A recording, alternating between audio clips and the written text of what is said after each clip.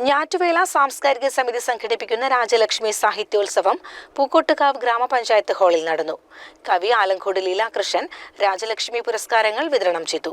ഒരു അനിത നായരൊക്കെ ഈ മുണ്ടംകോട്ട് കൃഷിക്കാരിയാണ് അനിത നായർ. മുണ്ടംകോട്ട് കൃഷിയിൽ ഒരു അനിത നായർ ലോകോത്തര എഴുത്തുകാരിയാവുമ്പോൾ ഈ ചെർപ്പശ്ശേരിയിൽ നിന്ന് പാതിയിൽ പൊലിഞ്ഞു പോയ രാജലക്ഷ്മി എവിടെ പോയി എന്ന് അവരാരും അന്വേഷിച്ചില്ല. സുനിത, ഞാൻ നിങ്ങളോട് അപേക്ഷ, നിങ്ങളെപ്പോൾ ആൾക്ക് ഒരു ഉത്തരവാദിത്തമുണ്ട്. നിങ്ങളെയൊക്കെ എത്ര സ്വതന്ത്രമായിട്ട് എഴുതാൻ ഉള്ള അന്തരീക്ഷം ഉണ്ടാക്കി തരാനാണ് രാജലക്ഷ്മി അവരുടെ ജീവിതത്തെ ഒരു പരിസമാപ്തിയിൽ എത്തിച്ചത്. അപ്പോൾ അവർ എന്തുകൊണ്ട് മരിച്ചു, എന്തായിരുന്നു അവർ നേരിട്ട സാമൂഹ്യ സംഘർഷങ്ങൾ, അത് മാറിയ സാഹചര്യത്തിൽ ഇനി വരുന്ന കുട്ടികൾക്കെങ്കിലും ഇനി വരുന്ന സ്ത്രീകൾക്കെങ്കിലും ഇങ്ങനെ സമൂഹത്തിന്റെ ഭീഷണി കൂടാതെ എഴുതാൻ സാധിക്കും. സ്ത്രീകൾ ആവിഷ്കരിക്കുമ്പോഴാണ്.